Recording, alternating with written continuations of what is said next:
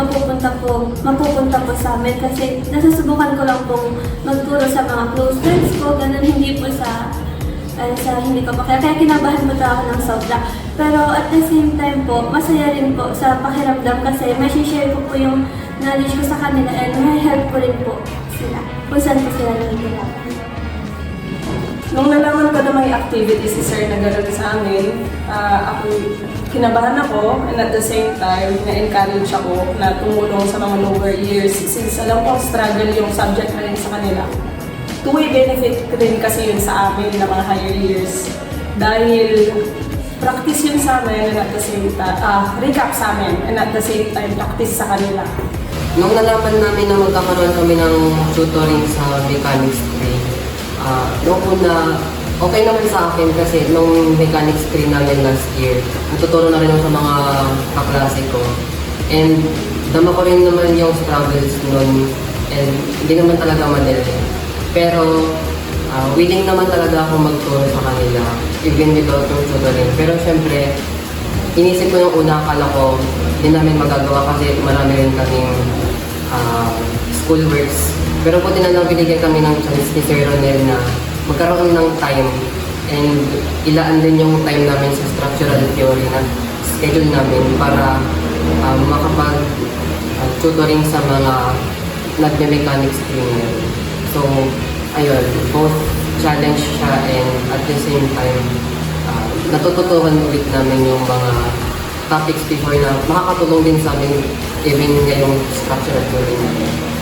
Nung nalaman ko yun, kinabahan ako. At the same time, nag-overthink na ako. So, yun nga, kinabahan talaga ako. Pero, inisip ko na lang na maybe kaya ko. Ganon. So, pinush ko siya. So, nagturo pa rin ako. Hindi lang para sa grade. Kundi para din, matulungan din, siyempre.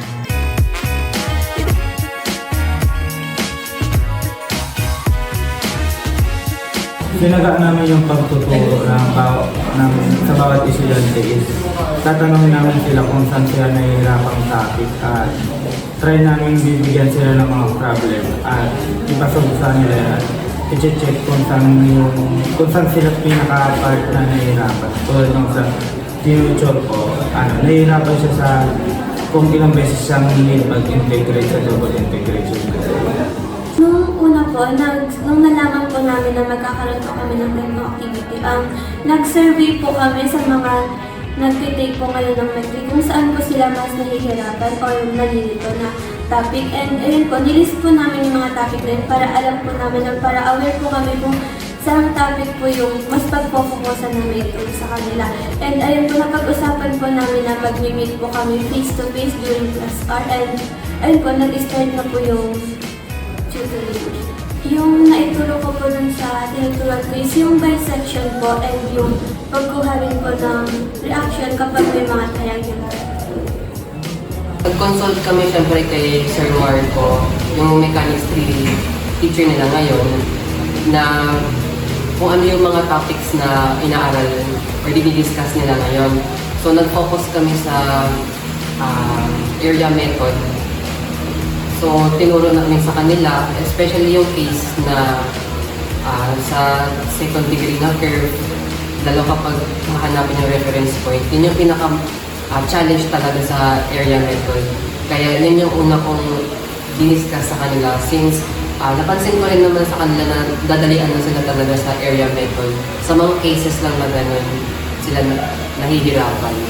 Nung nakahanap na kami ng problems, sinuggest ko that time na kung pwede is yung mga problems lang na ituturo namin is hindi kakain ng oras para maano din namin na magkaroon din sila ng activity kung saan sila mismo yung magsasagot para malaman din namin na kung saan part sila nahihirapan, ganon. Kung saan part sila nagkakamali, usually. So, tinake naman na I'm happy kasi kinonsider yung suggestion kong yun. So, naging effective siya for me sa pagtuturo namin sa kanila.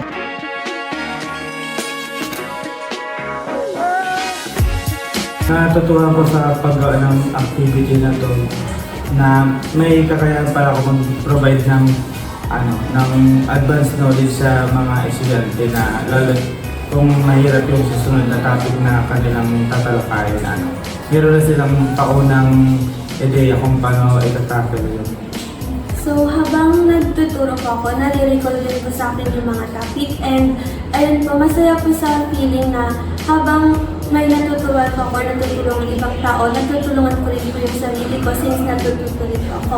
So, ayun po, natutunan ko po na huwag po tayong mahiya pong i-share yung or matakot na i-share yung nalalaman natin sa ibang tao. Ang pinaka-natutuhan ko sa Mechanics 3 tutoring namin is may malaki pa pala kaming purpose aside sa pag-focus namin sa studies. Pwede pa rin pala kami maging purposeful sa buhay ng mga kapwa namin civil engineering students. Lalo na sa Mechanics 3 na ito sa pinaka mahirap din na subject sa civil engineering. And yun nga, dama din namin yung struggle nila kasi napagdaanan na namin yun. And gusto rin namin mapadali yung buhay nila sa subject na ito kasi di rin naging madali yung buhay namin dyan. Pero yun nga, itong tutoring na ito, hindi lang sila ang natuto rito, kundi kami rin mga nagturo sa kanila. Kasi still magagamit pa rin namin to sa structural theory, mabibuild up yung knowledge namin dito. And at the same time, parang review na rin talaga din namin to at maging prepared kami in the future. Ayun, para maging knowledgeable kami when it comes to structure. So yun, both win yun sa side namin nagtuturo at sa mga side nila na tinuturuan. Realization na some may find it easy, some may find it hard. And that gives us a purpose na tumulong sa kanila. Knowing na yung subject is mahirap, pero introduction siya para sa susunod na nilang subject. Tutunan ko is kaya ko naman magturo.